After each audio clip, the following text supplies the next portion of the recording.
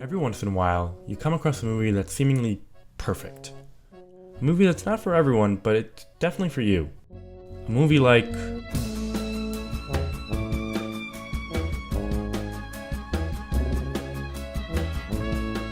Choosing a scene for this one was really quite difficult.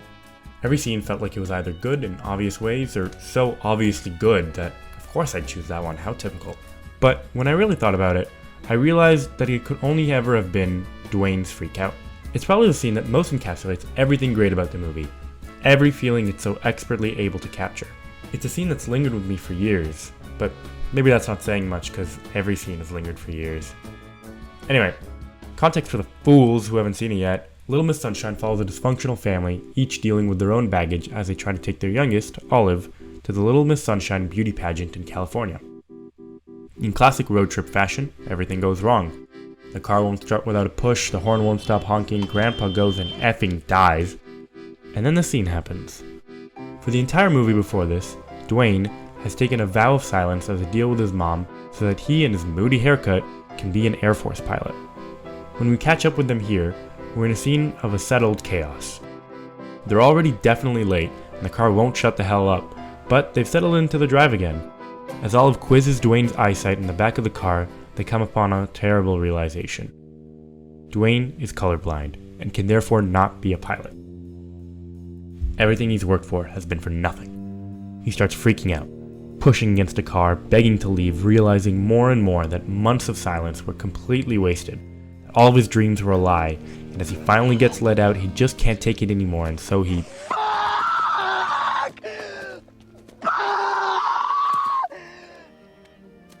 And with this primal scream, he finally lets it all out. All the frustration and anger, the failure that not only Dwayne, but that they've all dealt with. Failures that Dwayne makes perfectly clear. I hate you! Divorce? Bankrupt? Suicide? You fucking losers! You losers! They're all losers in some way. They've all had crushing blows to their egos, to their sense of selves, to their very identities. From here, our characters take stock of the situation. No one can convince Dwayne to keep going, but they're at the 3-yard line. They're right there and they're gonna be late. They've been through hell to make it to this stupid beauty pageant, but there's nothing to be done. Unlike before when they resolved to steal Grandpa's corpse, there's no out there solution, there's just waiting. And then Olive comes along. She doesn't appeal to any logic or feeling of Dwayne's, she doesn't bribe him or blackmail him, she just sits with him for a moment. They just sit.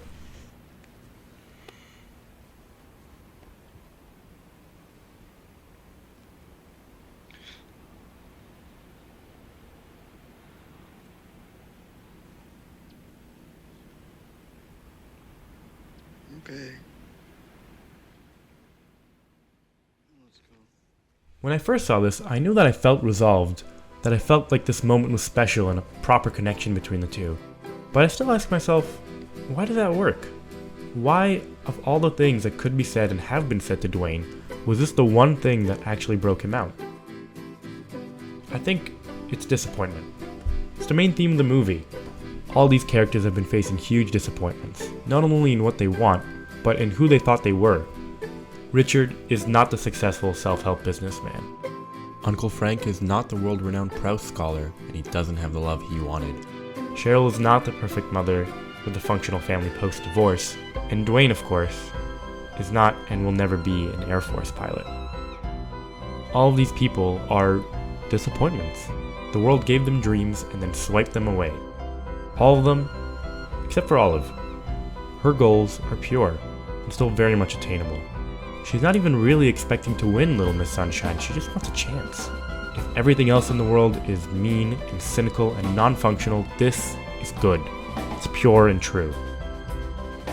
And that's why this hug works on Dwayne. Whether he'd care to admit it or not, Dwayne loves Olive, and he knows her intentions are good. Hope in its purest form. He just needed someone to make him feel that again.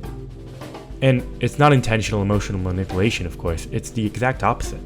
It's Olive's goodness and hope reminding Dwayne what this is all for. That even if there's a chance that Olive will end up disappointed just like the rest of them, they all have to keep on hoping. For her.